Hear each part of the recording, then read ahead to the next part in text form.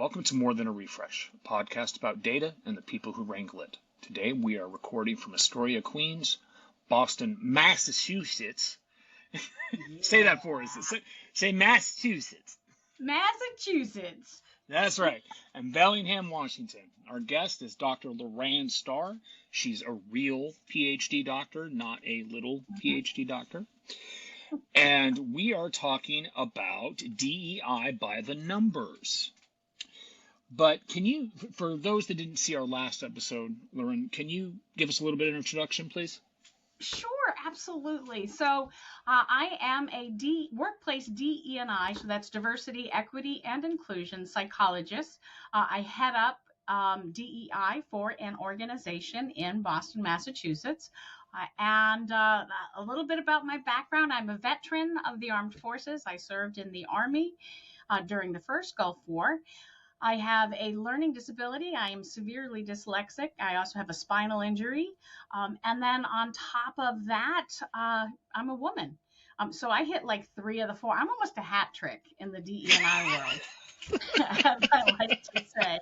I'm really focused in on, and I can't say this enough, right, evidence-based, because I really feel like diversity, equity, and inclusion, let's throw crap at the wall and see what sticks. And that's not a strategic way to bring forth any initiative within an organization, but yet we've been doing it that way for 60 years. So I really hone in on the evidence, and I really focus in on inclusion first, which will drive your diversity, and equity we'll talk about at another time.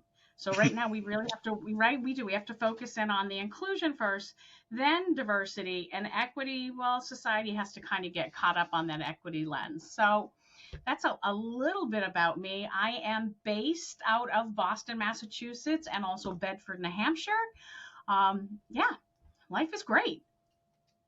All right. So we do know that a couple of things have happened recently in the world that will kind of drive this conversation. But before we get there, because you know what those things are, I'm sure. I do. Because people like CNN and Fox News are screaming at their relative flagpoles about all the good and bad and evil and all that.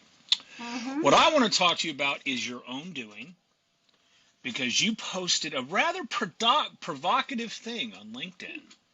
Okay. Let's talk white privilege. That is one of my favorite topics. Well, let's talk about it a little bit. As two white people, now, I have, you appear to be a little bit more Caucasian than myself. I do have about, give or take, 15% of Spaniard, Native American, Hispanic kind of stuff in my background. But the rest, so I can go to the beach and I really have to be in the sun to burn because I just get brown. Whereas yourself, I have a feeling maybe not in Massachusetts, but if you went to Southern California, you'd be a tomato pretty quick. I would be a tomato. It doesn't matter where I go. In fact, this is tan for me. So, and it's so funny, right, JD, because of that white privilege. Let me share a little bit, right? That white privilege post came from a conversation I had with a recruiter who was recruiting someone for a chief diversity officer position. And that recruiter asked me if I could go tanning and redo my photos so I was darker. No kidding. No, that's a no shit. That's not a no kidding. That's a no shit. What, and seriously? This was for a position I really, really wanted. And the recruiter said, hey, if you're going to play in the DE&I world, Lauran, you need to be more diverse. And like I said earlier, it's so funny that we're going there. Because like I said earlier, I'm like the friggin' hat trick here. I'm a veteran. I have 2 disabilities that are noted and have a disability rating. I'm a woman. I'm like, I got 3 here. Right? That's a hat trick, my friends. But yet it's not enough in the DE&I space, especially where I hold my PhD. And not to brag, but I'm the only person in the United States that has a workplace DE&I PhD. Like, I'm it, people.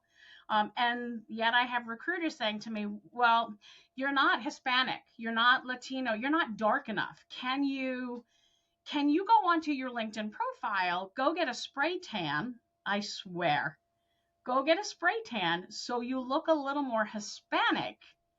And maybe at that point, we'll be able to get you through the gate for an interview.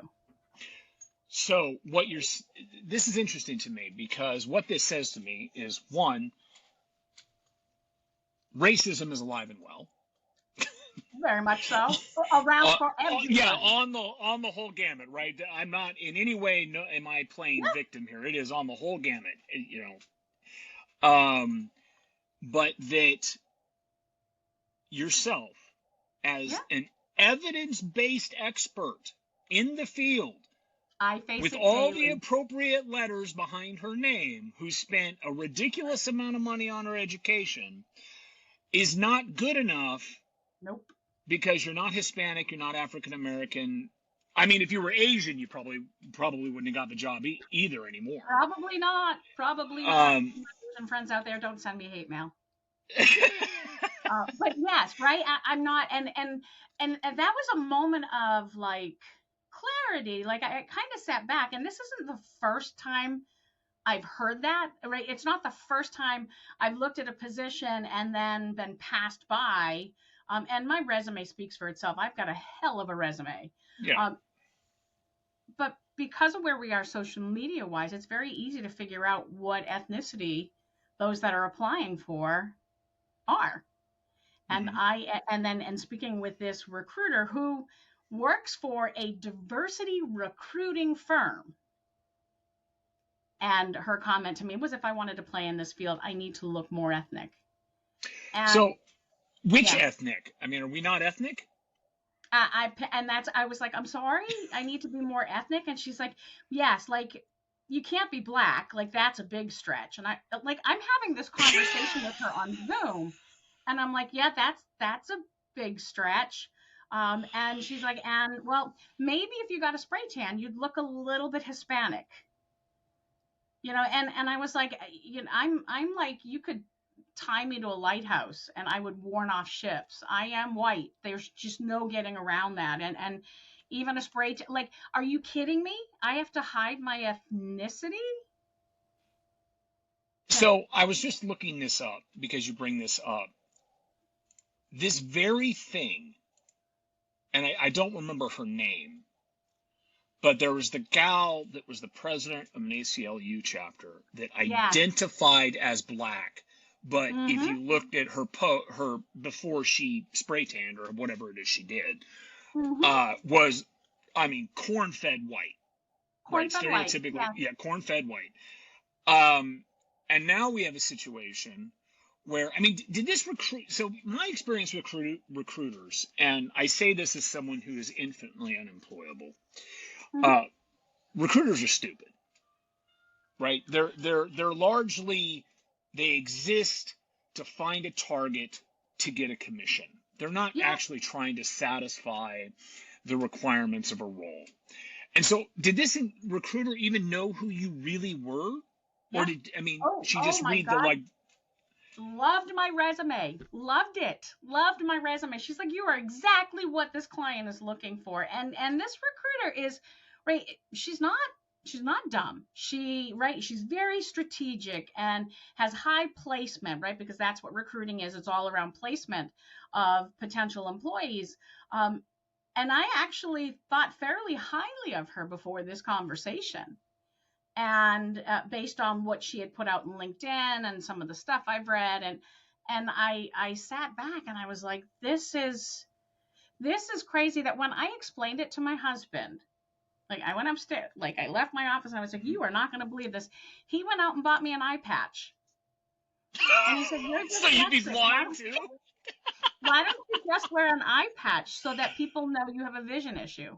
That's what I got for my birthday, an eye patch. I kid you not.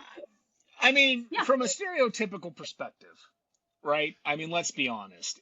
As we look at each other here, I mean, if you were to lift up a glass of rosé or Chardonnay, I would not be surprised. You look, I mean, you have the stereotypical well-to-do white woman thing going on, but now you're being punished. Yeah. Because you're literally being published or punished for being the most qualified individual in the nation. Mm-hmm. Yes, but because I'm white, and so that's what kind of spurred on that whole like white privilege article. Because in having this conversation with this recruiter, and then I branched out to my network, and I was like, what is this? Like, and some of my colleagues that are in the DE&I space that are not white, we're like, oh yeah, right, you are white, that's going to handicap you right along with your white privilege. And that's what started that article. And you know I'm so tired of being put in a box. And right, it seems like humanity, we put everybody in a freaking box. So I'm a white girl and I have white privilege because I have my PhD. I'm like, well, wait a minute here. I busted my butt for my PhD. Like nobody, not even my parents, paid for any of my education to get me where I am. That's been all me. 100%. I'm the only one in my family that went to higher education. We lived off of SpaghettiOs and in a tent as a child. I'm like, where does this white privilege come in? And as I was doing research and then writing the article, I'm like, okay, you know what? I can say that. Yes, white privilege absolutely exists, but it does not mean I work any or I don't work as hard as the next person next to me. White privilege does not take away what I have done with my life.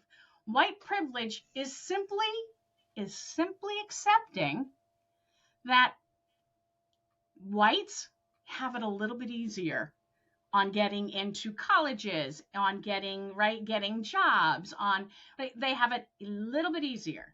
That there is a social repressive system out there towards those that aren't white. But here's the kicker. But that's freaking changing, my friends. I'm a pure example of that. I'm too white to get a job. And I've had friends of mine that are like, well, now you know what it feels like to be a minority. And I'm like, yeah, no, I don't I don't know what it feels like to be. I know what it's like to be discriminated against. Big difference. That's a very big difference. So yes, there is white privilege out there, and that's really simply stating that you understand that there is the sociological aspect, that there are times where a white person may have a door open for them where someone that is black does not. Doesn't mean the door opened for me. Doesn't mean it opened for you, JD. It's just that the way society views it. So, and I think that's kind of the catch-all here, is the way society views it. Now, I'll admit, so here's some real simple stereotypical examples of real life, right? Average common person real life. Mm-hmm. If I drive down the road, chances are, even if I'm speeding, probably not going to, as long as I'm not being crazy, I'm not going to get pulled over. Why am I not going to get pulled over? I'll tell you why I'm not going to get pulled over. I'm white, and I drive an F-150 Platinum. There's your privilege. It's not correct. That's my privilege that I worked my ass off for since I was 12 years old. Okay?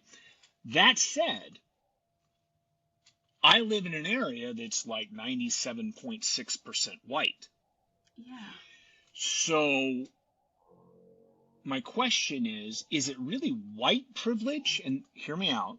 Or is it class privilege? Right, because that's totally different. Mm-hmm. Yeah, they're different sources of the discrimination. Mm-hmm. So what are your thoughts on that? I think it's a combination of the two. And I think we may have to cut this, but I'm going to say it anyways. I think it's about goddamn time we stop playing victim. I think it's about time that, look, right, and I say this to my marginalized friends out there. What are you going to do about it?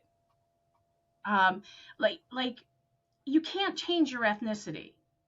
So Right. embrace it and be proud of it rather than falling back on history and letting the history oppress you. Right. But isn't that easy for us to say? You know Our what? history is literally 2,000 years, at least in the Western world, of dominating every culture we run into, being white people. Yep. So, I mean, isn't that quote unquote easy for us to say versus now, don't get me wrong, victim mentality pisses me off. Oh, I'm All right right. there with you. Because, I mean, growing up, I was abused, fatherless home, men in and out of mom's life, the whole bit, right? I grew up poor. In fact, I would argue that the two things that I have going for me that got me where I'm going today is I refuse to be a victim. Amen. And I'm white. Okay. So I have I got that leg up. That's the privilege. Yeah, you get right. That's that white privilege. But it doesn't mean you didn't bust your ass to get where you're at. That's right. So, but I mean, what do you think on this class thing? Because I'll give you an example. So, on our last Intrepidus Vita trip, we were in the deep South, Georgia. Not a white person, or except for my wife and I. That's it. And we were looking for fried chicken. We wanted deep South fried. We wanted real fried chicken. And we found this place that was rated 5.0. And we went in, and again, only white people in the whole restaurant. And it was, let me be very clear. I wish I could remember the name. Had I had known this was going to come up, I would have brought it up. Because if you're ever in the deep South of Georgia, this is the place to get chicken. It was amazing. I also now understand why they have large obesity rates there. Well, right? Yeah. Yeah. But so we're there and we're in line. And the guy asks for my wife's order and she gives it. Great guy. My wife, bless her heart, he starts to move on and she's like, oh, he's with me too. And this guy, being the consummate professional, I see his mouth. He just kind of snorts to himself. Yeah. I'm like, honey, we're the only white people in 50 miles. He knows we're together. You know?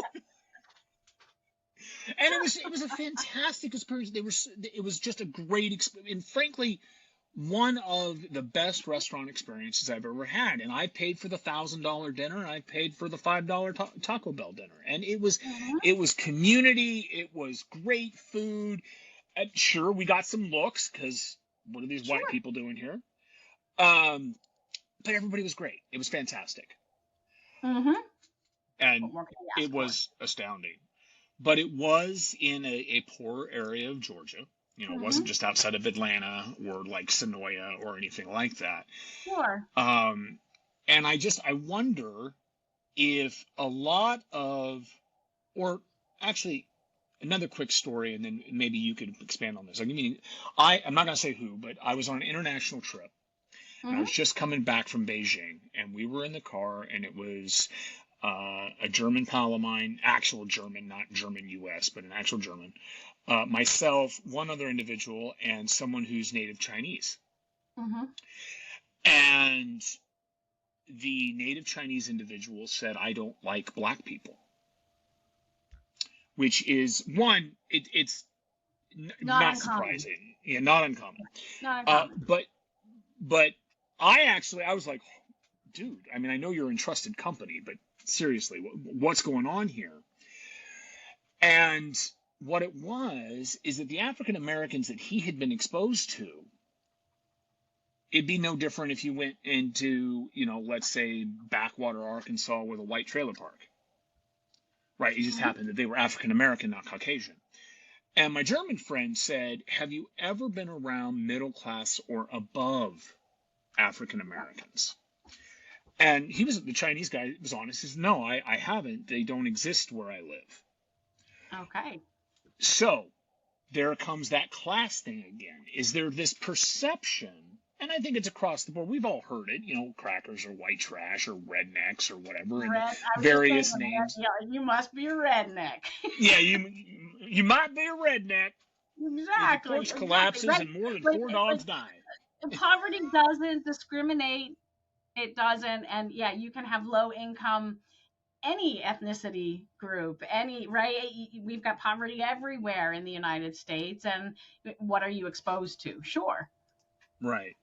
So, do you think that if we reframed the conversation, because last time we talked about hand up and equitable solutions. If you think we reframe the conversation not around race, but around class, that we would make more progress. I think we would. Okay, can you elaborate on that a little bit? Look at that. I'm like, oh yeah, we would absolutely make much more progress, because I find that as soon as we mix race in, it's an us versus them. Mm-hmm. When we talk about class, it includes everybody. Right? There are wealthy African American or Black people. There are wealthy Asian Americans, right? And there's also poor, right? It includes everyone. When we talk ethnicity or skin tone, it really does pit us against each other. And I think our struggle from that equity lens is that until we have socioeconomic equity, doesn't matter what we do in the workplace for equity, right? We need to be ensuring that all students, regardless of their skin tone, all students are getting appropriate education, adequate education. And it's not based on where you live, right? It's not based on your class system.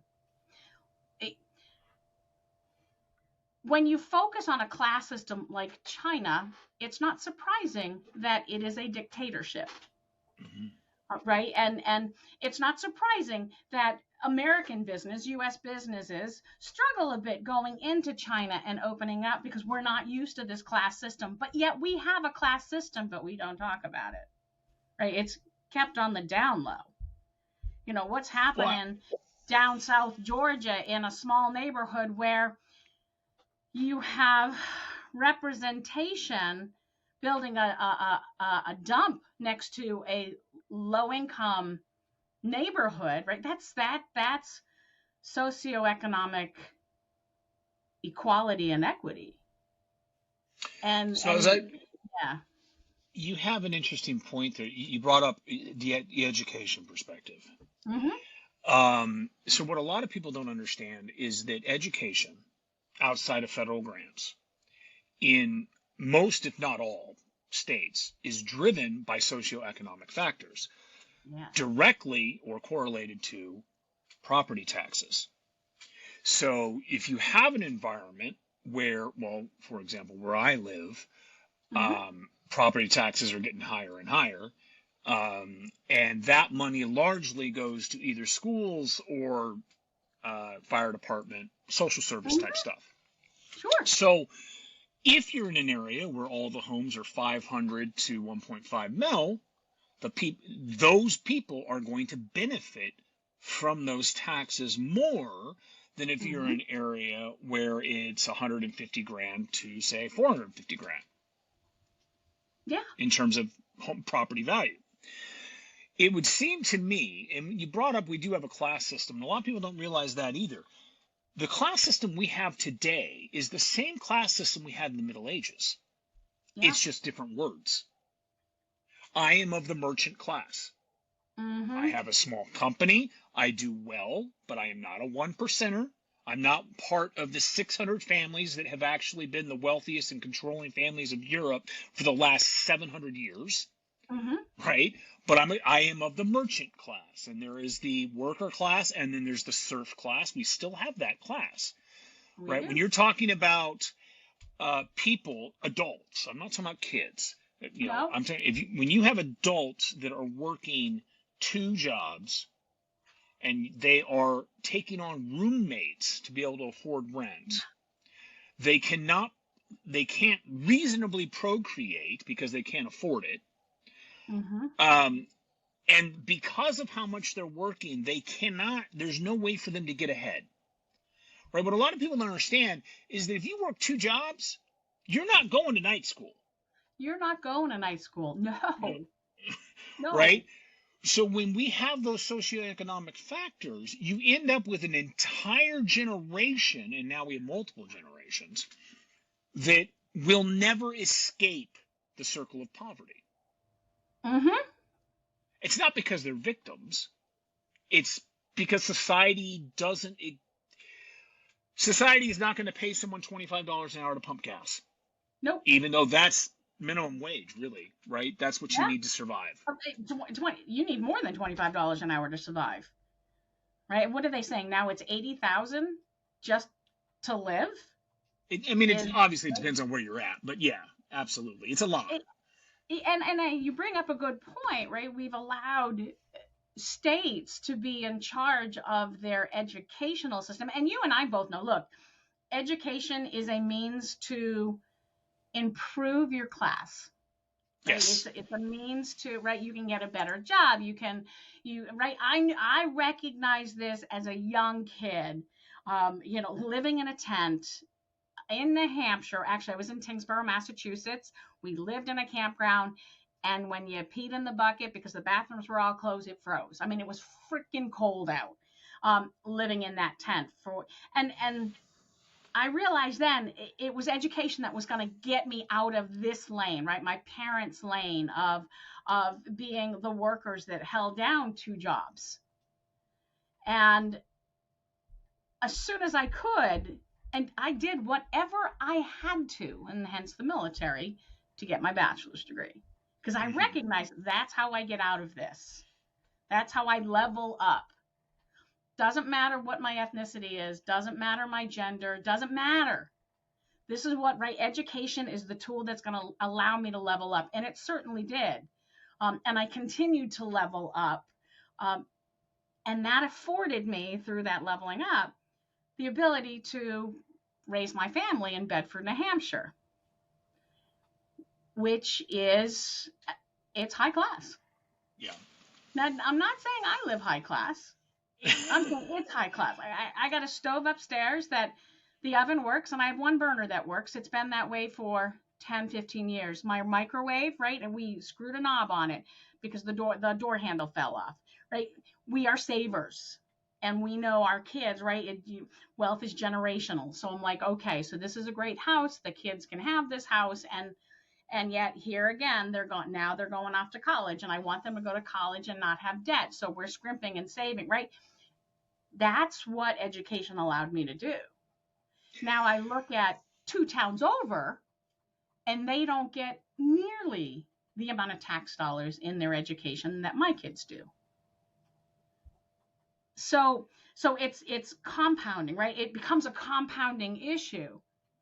That's not race-based. It is absolutely class-based.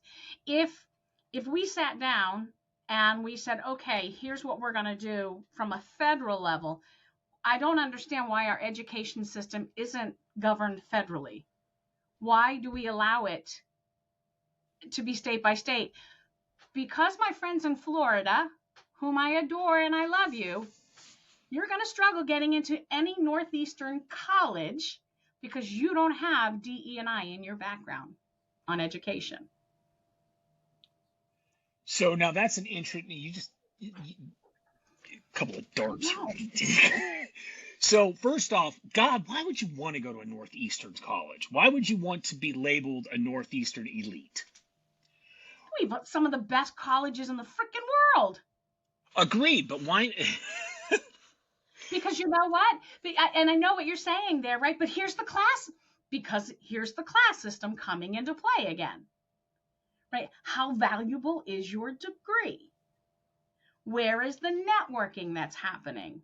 I tell my college students, because I'm an adjunct faculty member at a private college in Massachusetts, small private college, and I tell them I also teach this content in the Ivy League system, the exact same content. The difference is my Ivy Leaguers will go further because of the networks that they make due to the alumni situation of those universities. So it's a class system. It's a class system, and that goes to, it's not what you know, it's who you know. That's how George Bush became president. Yeah. The second one, not the first one. But isn't that part of the problem? That's not equitable. It's a huge part of the problem. So in my mind, part of the problem. It's not the federal system that's the problem, right? Because there was another major law that was recently struck down because states have rights. Okay? That's the reality. That is how our system was designed. Mm-hmm. But if we really think about it, and I can say this because I am neither Republican or Democrat. I am 100% independent. I lean libertarian. But I'm not that crazy libertarian. I'm not the one holding the gun on his head. Nice. I like that. Yeah. But using your exact example, Harvard, Yale, I don't know who the other Ivy Leagues are, but you've got NYU, you've got Carnegie Mellon, all these really great schools who make it a point to oppress everyone they don't agree with and don't network with. That's what's going on, and that's what's coming to light now with the elimination of affirmative action. Legacy enrollment now suddenly people are surprised that legacy enrollment is a thing. You know, but wouldn't you say that, I mean, that's a huge part of the problem? You have all these people, you're registered independents, I'm going to say this, largely academic leftist ideology. A lot of it, let me be clear, a lot of it's right, not right-leaning, but correct in its ideology. But on the same vein, it's to them, well, sure, we should help the downtrodden as long as I can drive my Tesla, drink my scotch, and not have to share in my Yale admissions. Yes, and unfortunately, since you brought up affirmative action, you did last time. Right, but and so when we start making an admission decisions based on affirmative action, it's no longer about class, it's about race. Correct. And now we have tokenism. You're the token black kid that got into the college. Do you really belong here? See, if we do class, there is none of that questioning, regardless of your race. Like, let's call it for what, at these Ivy colleges, let's call it for what it is. It is a class system. And yes, why are there so many legacies? Because the legacy parents, the alumni, are paying into these large establishments gobs and gobs of money so that their child can go there, even if their child isn't quite there academically. We're going to make an excuse for that. That was a polite way to put it. That was, right? That was pretty good, because I don't want any more hate mail, people. No more hate mail. I love you all. And if you send me hate mail, you know I respond back, because I have moments in my day where I'm bored and I'm just going to mess with you. See, I even that up. Right? But yeah, right? So when we look at the legacies are a class system. They're a class barrier. They are a class barrier. And with affirmative action was a way for universities to get rid of the class barrier and consider it ethnic barrier or race marginalized community barrier, because we know in the United States, the lower the class, the more ethnicity numbers are there. Yes. Right. And is that intentional? Is that not intentional? I don't know. I didn't do the research there, but like, it's not surprising that you go to Georgia or it's not surprising that you have states in the South that are jury rigging the election process to keep marginalized communities out based on where they live. That's a class system. It's not a race issue. That's a class issue. I mean, it's both, but. Well, it is both, but I think if you lean in on the class issue, it really boils down to this. Do you have money to provide me with profit? Whatever that case may be. If you're in politics, can you contribute to my PAC or my election or whatever? If you can't, why do I care? You're not my class. Yeah. It's a class issue. Yeah. Exactly. You have to be a millionaire to run for politics. Minimum. Right? Minimum. Yeah, a minimum. So we have some of the best and brightest minds in the world, in the United States, that don't have millions and millions of dollars, and yet they could fix this country in a blink of an eye. But they don't have the class backing to get them elected. So, on the same vein of class, and you said this yourself, we have some of the best schools in the world.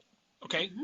Granted, not going to argue, I can't argue that Harvard or MIT or any of those schools are bad schools. They're great schools. I think that they're overpriced. I think that they do it on purpose. Absolutely. I mean, Harvard at one point was quoted as having enough money, I can't remember what they call it, but enough money in their fund where everybody could go for free. Yeah, easily. And they still charge, what, $100,000 a year or whatever it is. They have a huge endowment. That's the word, yeah. But are we leaving behind a spectacular class of individual by focusing on those academics? And I'll give you an example. Okay. Electricians, plumbers, garbage men, contractors. These people, if you need a job where your diversity is welcome, go try and be a plumber, because 95% of them are male. Literally, it's 95% are male. Right? Yeah.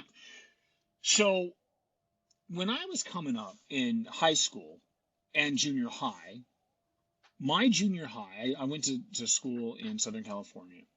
We had the most beautiful wood shop. I mean, I can still remember it to this day, the machines and everything. By the time I got to high school, the best I was able to do was play with lawnmower engines. We got rid of the ability.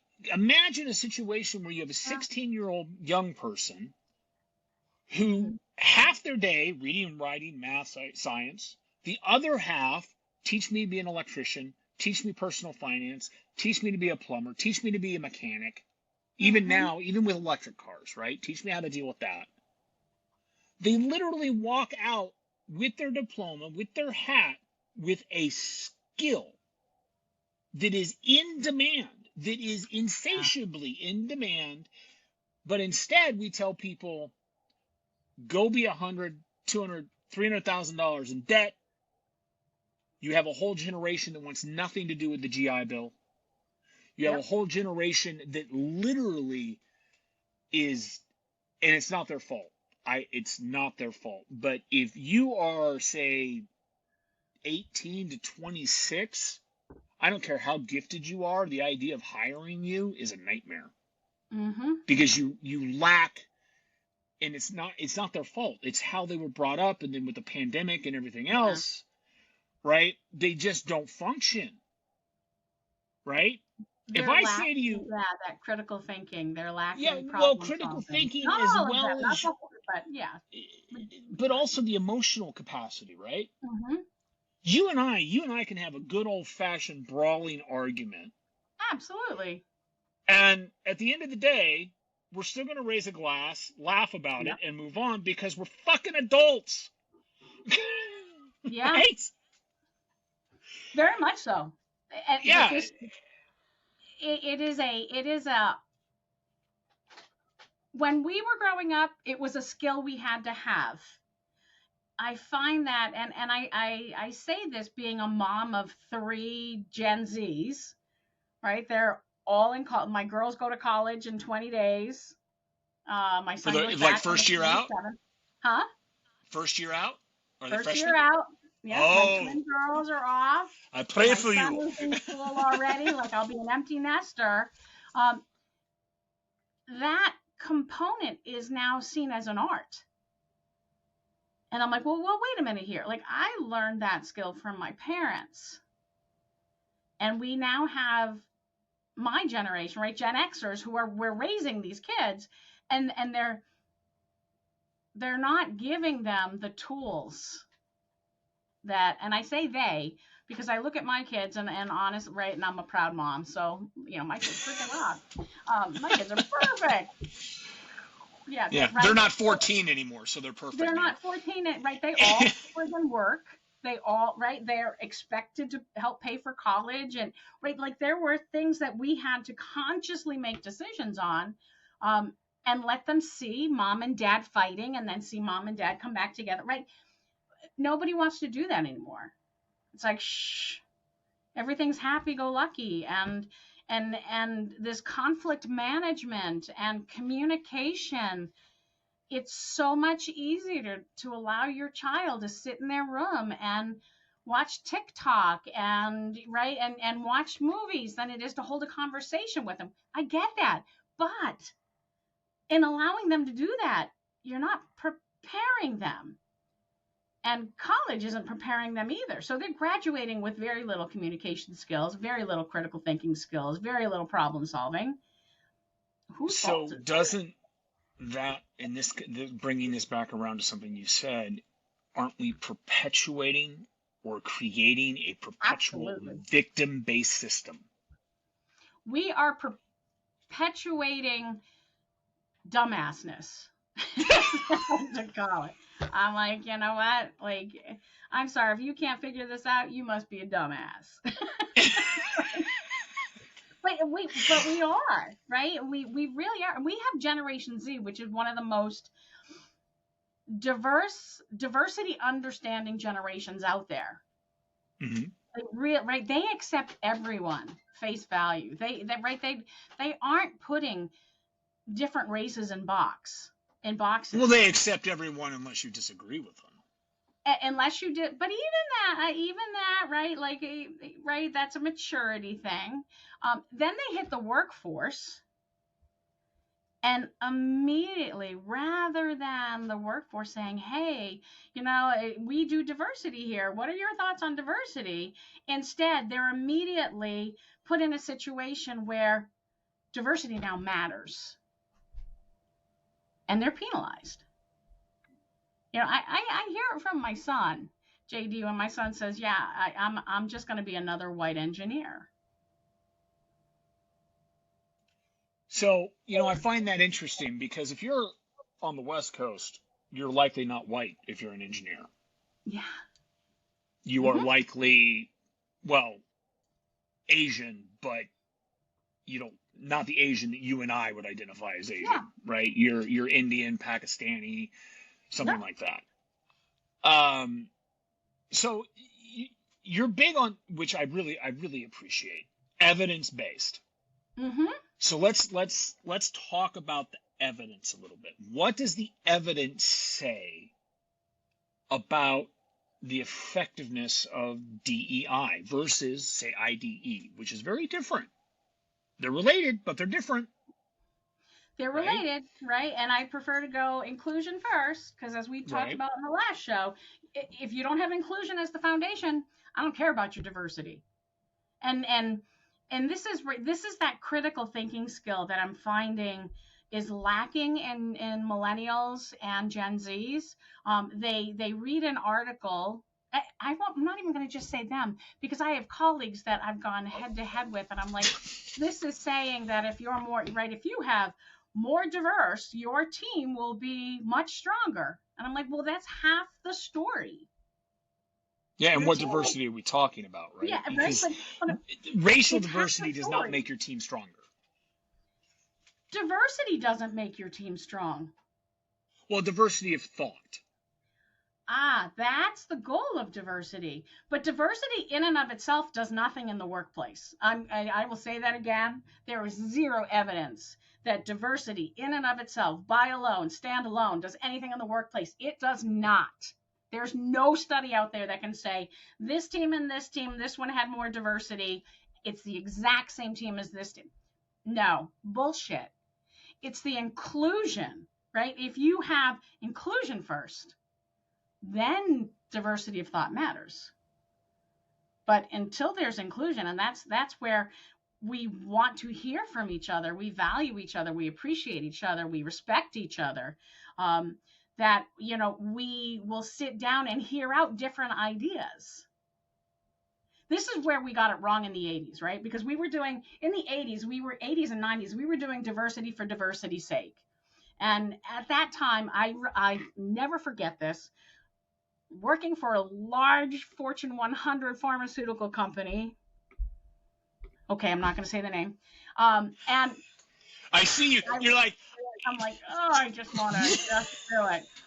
And they decided that they were going to bring in diversity. And this is in 93, 94. We're going to bring in diversity. So on my team of employees, and here's my business interface with diversity, right? Because I have my military interface with diversity, and I swear that's what saved me. Because with my business, right, they just hired who they could hire that was diverse.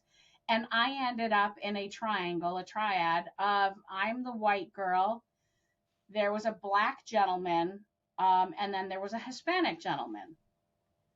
I was the workhorse of the team.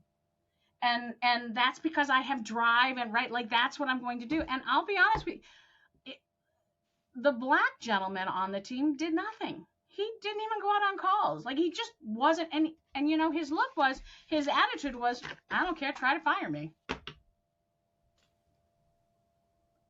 That was my exposure to, right? Imagine if I hadn't been in the military and that had been my exposure coming out of the gate. So is there okay, that's interesting. Now, let me be very clear, just for your own propensity to receive hate mail. We both agree that's not all black people, right? Absolutely not. In fact, the fact that he's black is irrelevant. It's that he was of a protected class.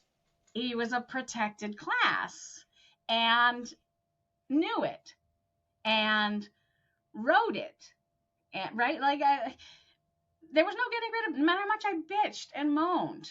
And this is early in my career, young professional, early in my career. And I'm sitting back and I'm like, this guy is ridiculous.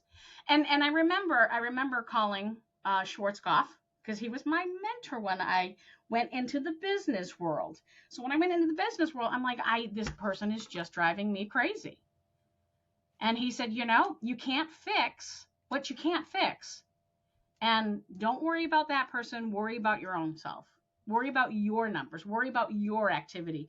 To heck with the other, because it's not an even-based team. And think back to because now I'm not in the, right? I was still in the military, but not full time. And he's like, think back to basic training where you had to work with and help your battle buddy succeed.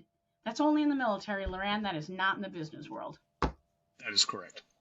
And I went, that doesn't make any sense to me. Like, in the business world, shouldn't we be trying to help each other forward? That's inclusion. So that statement right there, our company Command Prompt, we follow the farmer model, which means that profit is the reward, right? You sow your seed, you take care of your crop, and when you harvest, the profit's the reward. We have our society in a lot of ways has gotten away from that idea. You can see it online all the time. If you haven't pitched your deck to 7 VCs or 7 angels, if you haven't rolled over 3 different companies, you're a failure. And I'm thinking to myself, let me see, I have no debt. Right? No debt. I mean, I don't know based on your credentials, I wouldn't be surprised if you were still in debt. Like she's like, damn it, Biden didn't illegally get rid of my debt. I didn't want Biden to get rid of my debt, though. Right? I just want an adult in the White House. But like I didn't. Again, right? Like if we go back to politics, and this is where it gets me jumping up and down about that debt and resolution of debt. Don't get rid of the fucking debt. Get rid of the interest on the debt. Oh, that's interesting. Like, I can't be the only one thinking this. And trust me, I have been, because when that came out, I have family that, right, nieces and Yep. nephews, and I was like, I think this is ridiculous. I'm sorry, but your debt is your debt, and it's not my debt. And Biden giving you 20,000 or 10,000 if you don't have Pell, 20,000 if you have Pell, does nothing other than my tax dollars now paying more of your education. So there's my ex-wife, Mm-hmm. bless her heart. She went to school after we split, and she's carrying debt. Yep. Now, what she's done is realized, oh shit, if I work in the public sector for, I think it's 10 years, my debt is forgiven. It gets written off. Yeah. So sure, she has unbeatable health care, unbeatable retirement, and a relatively low wage because she's in the public sector. But she's able to survive, and she's going to be doing this for 10 years. It's now 5 years left, I think. Yep. And all her debt will be forgiven. What happened? There's two things here. And before you answer the first, let's address the second. What happened to the idea that you actually had to work for your shit? That's number one, right? Where did we go wrong where all of a sudden, if we couldn't Netflix and chill, our life was so hard? That's number one. Hold on. And then number two, if President Biden, which I'm not a big fan of his policies, but at least I'm not listening to the other one anymore. Yes, I know. If he had come down and said, you know what, we are going to evaluate those lenders who were predatory, and the lenders that were predatory, they will have to pay off X amount, whatever it is. Mm-hmm. That's a different discussion. But he came out and said, big business, and this big business is in the business of putting people in perpetual debt that they cannot escape, even through bankruptcy. Biden said, he didn't say I'm pro-student. He said, I am pro-big business. The taxpayer is going to take care of all of this. Yeah. And what kills me, JD, is big business is what the United States is. And a lot of the issues around student loans, right? These were federally granted federal loans that started accruing. When I went to college, I had a Stafford loan, right? I had the GSL loan, guaranteed student loans from Stafford, and it was at 2.5% interest. I've pulled my paperwork out on this. And it was at 2.5% interest, and interest didn't accrue until you graduated college. Right. Today, my kids all take out a student loan, right? $5,000 every year, $7,500 by the time they hit their junior year. They're being charged 8% interest the minute they say yes to that loan. So my son's first year of $5,000, he's still in college. It's still 8% interest tacked on, right? The issue is the interest component. And you know who makes the money on the freaking interest is our federal government. Hello. Mm-hmm. It's a guaranteed student loan from the government. Don't give $20,000. You know, I have a niece who took out $25,000 in for law school. And when she graduated, she owed $38,000. I get it. That sucks. That's crazy. Get rid of that. Get rid of the interest. Get rid of the accrual of interest. Bring that interest back down to 2.5, and we're not going to have a problem. Because now there's that ownership of you taking the loan out. You know, is it a good financially sound move?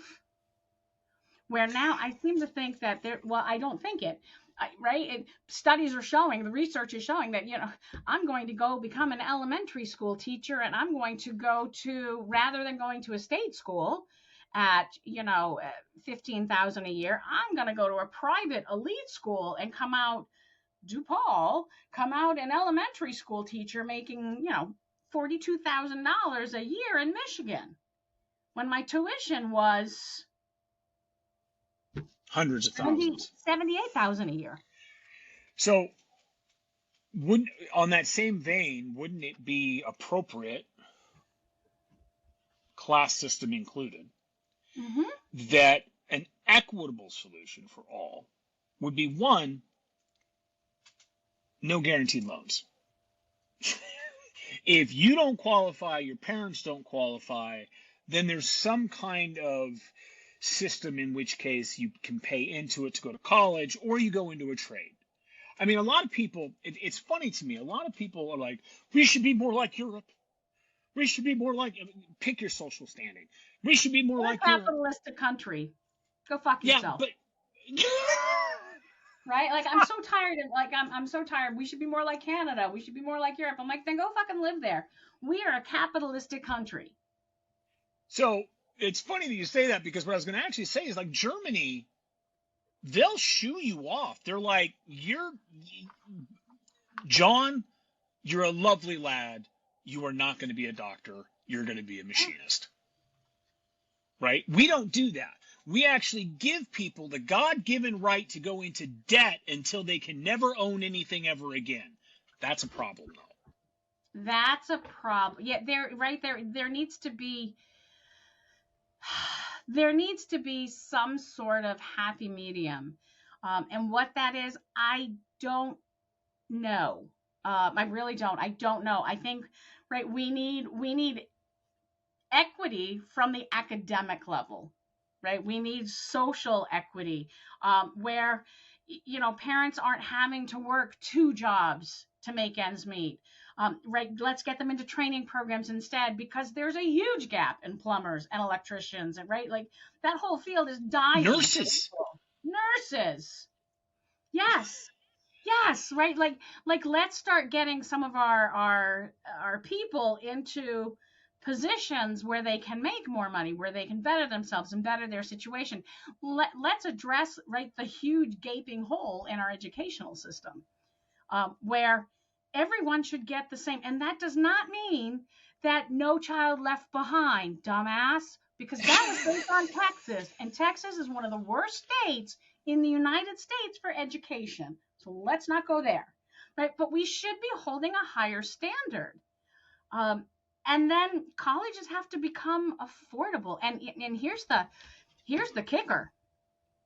The number 3 expenditure in college is all the support we have to give to students that don't belong there.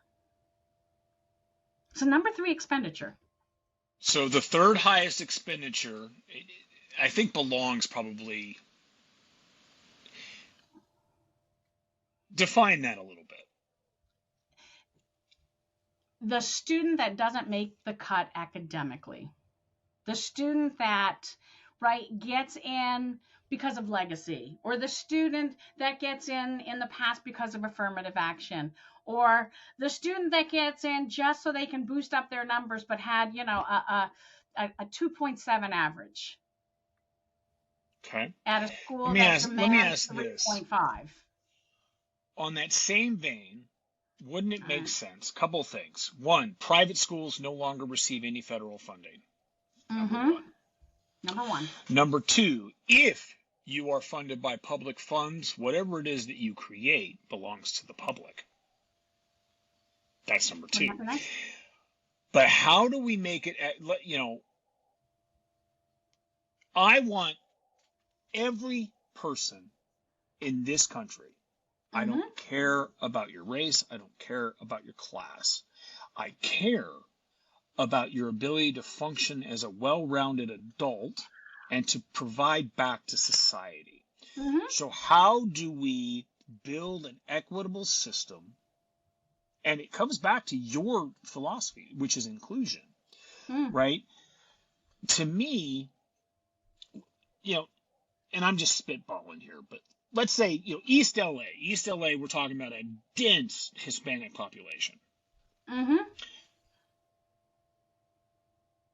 Forget knowledge tests, because knowledge is so subjective. Yeah.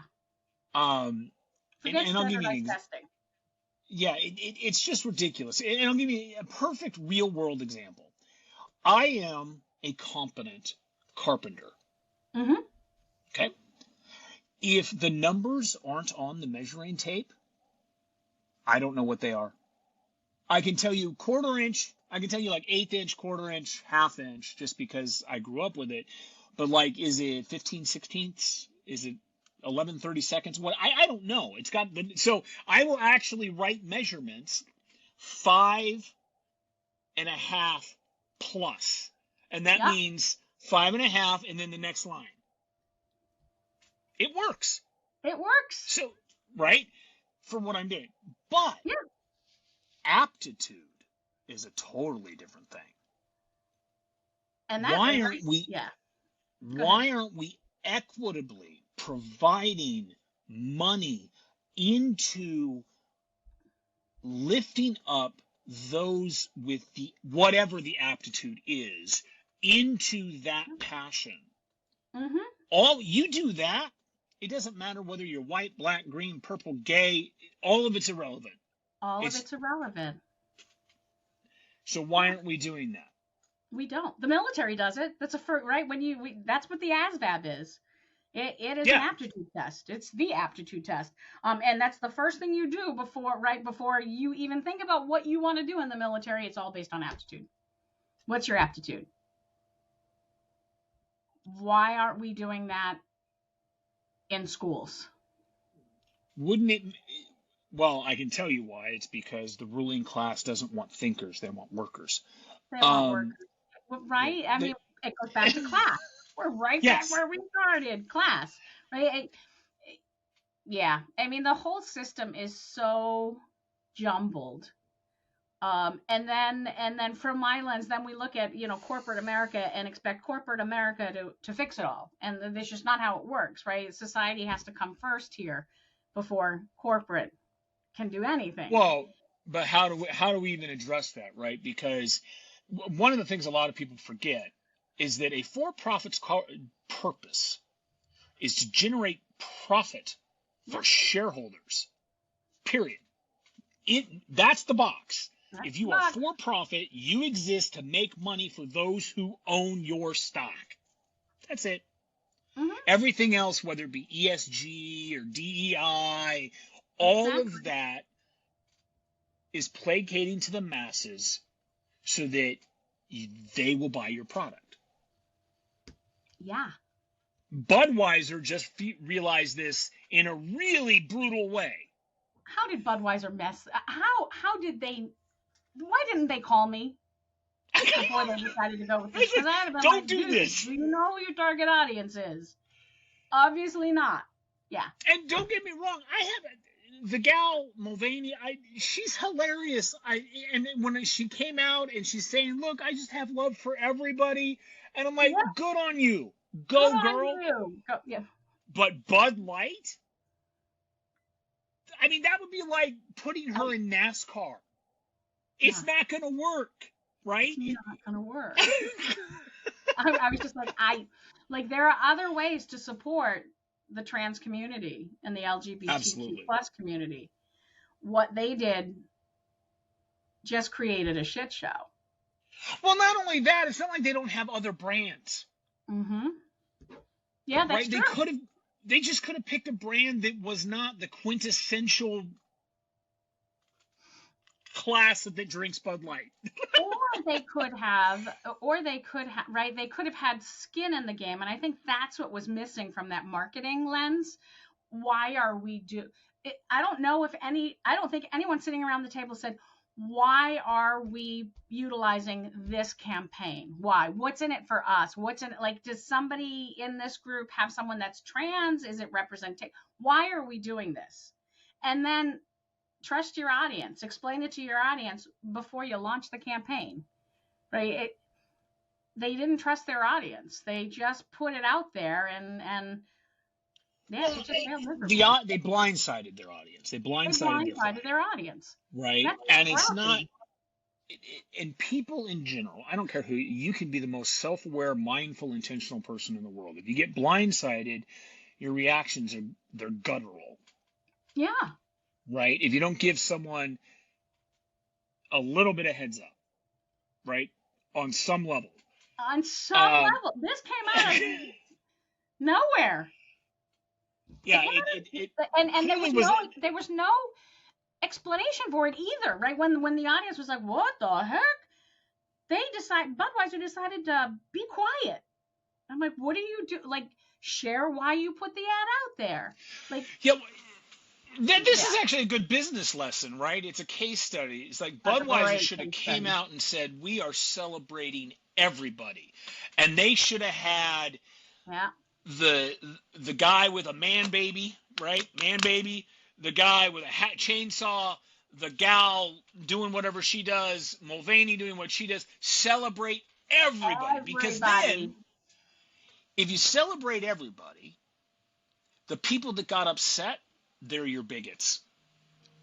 Exactly. You can't necessarily say that if you don't come out with the right messaging, right? Yeah. These are just people that may or may not agree.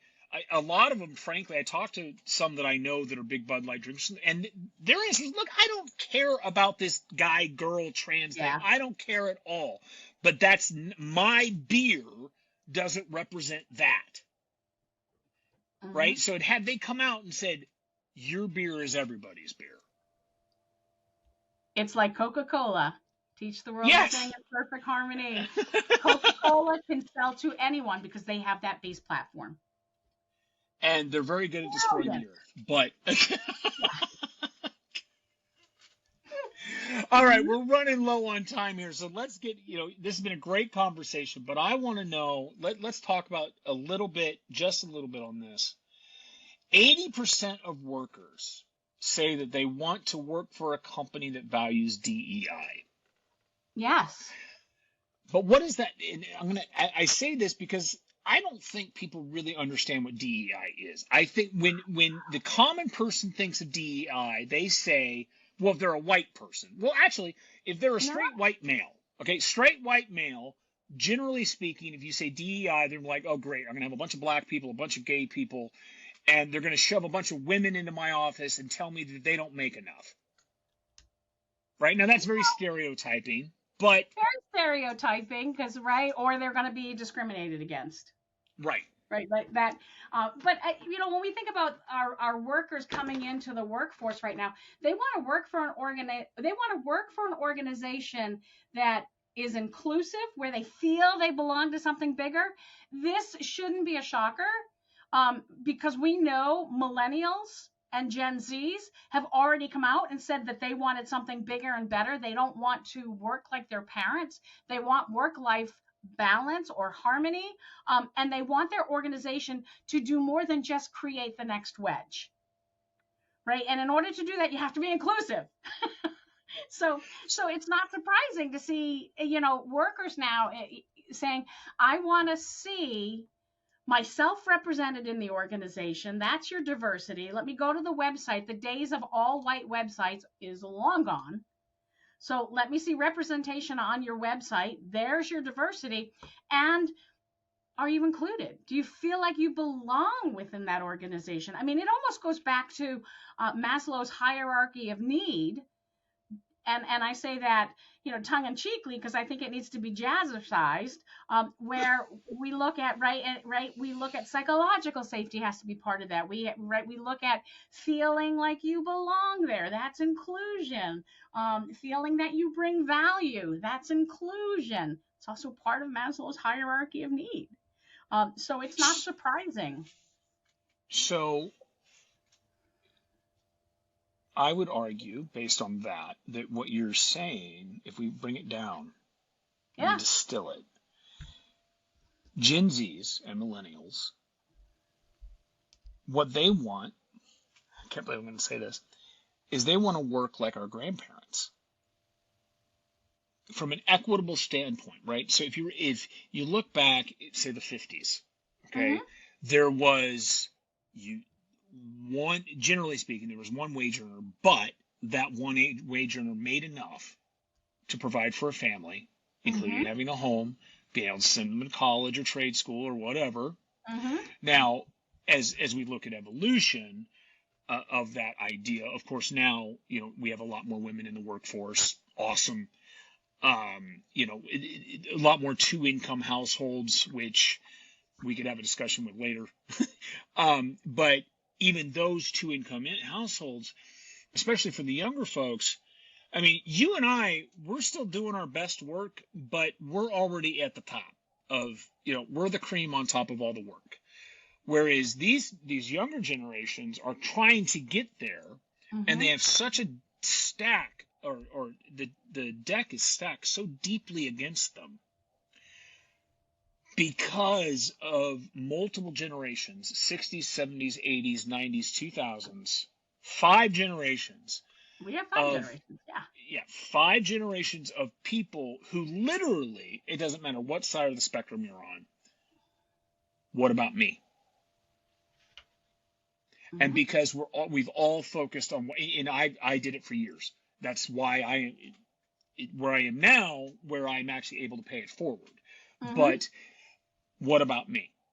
Well, if you have a workforce from, say, 35 up that has the same general mentality, the 35 and below, they're screwed until you and I are dead. And those that are in their 50s just don't get the 35-year-olds. Yeah, I am 50, and I... Right? I mean, it's right. So right, when we say DE&I, right, first off, we haven't even touched upon equity.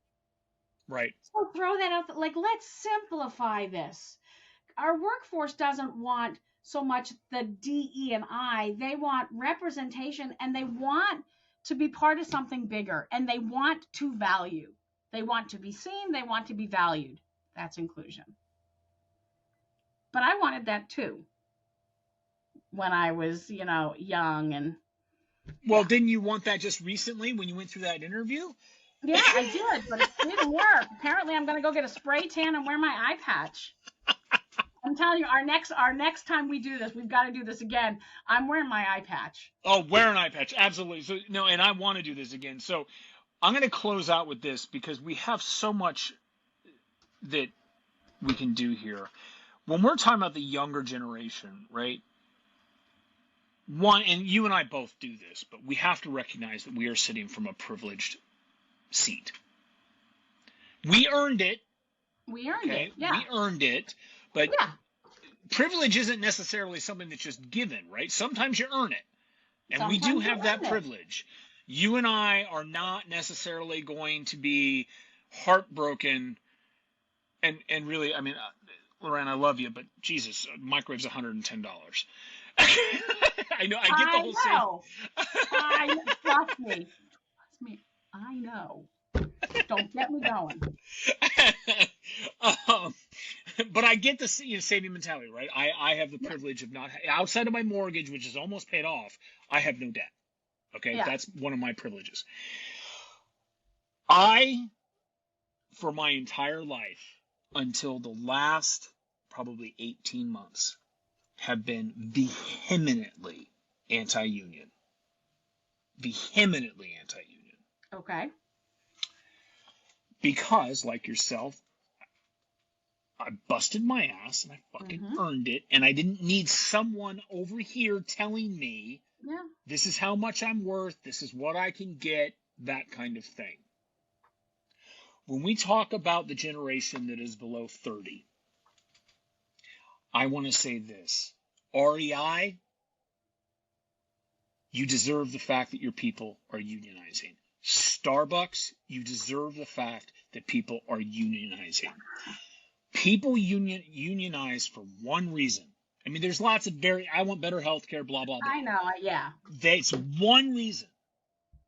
They want their life, their compensation, not just financial, all of it, to be equitable.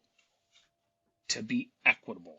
And when someone like an REI or especially a Starbucks won't give you reliable schedule, won't pay you market rate. Now, a lot of people they do pay market rate. They pay what the market dictates. No, they pay competitor rate. They compare themselves to their competitors. And it's not even accurate because REI is comparing themselves to Target. And REI has people coming in trying to learn how to not die when they go into the woods. Yep. And you're paying people $12 an hour to teach them that. We need an equitable system. And for all those large companies who speak to ESG and speak to DEI and greenwash everybody, here's the deal. You don't want to have a union fight? Take care of your people. It's that simple. Starbucks wouldn't be in the position they're in right now. Amazon wouldn't be in the position they were in. If you we wouldn't have robots making your Big Macs. Yeah. Yeah, I don't eat at McDonald's. I worked there when I was 16. I literally have not eaten there since. I worked at Burger King. I was a Burger King kid. You're a Burger King kid. Oh man, their sausage cheese croissants. Mm-hmm. The first time I started putting on weight was because of those things. It's brutal, isn't it? It's terrible. All right, so next time, yes, let's do this again. Next time, let's talk about solutions for equity. Let's hone in on that. And with that, this has been More Than a Refresh, a podcast about data and the people who wrangle it. Our guest today was the lovely, amazing, intellectual, white woman, Dr. Lauran Star, who needs an eye patch because her two disabilities and the fact that she's a woman isn't enough for inclusion and diversity. I love it.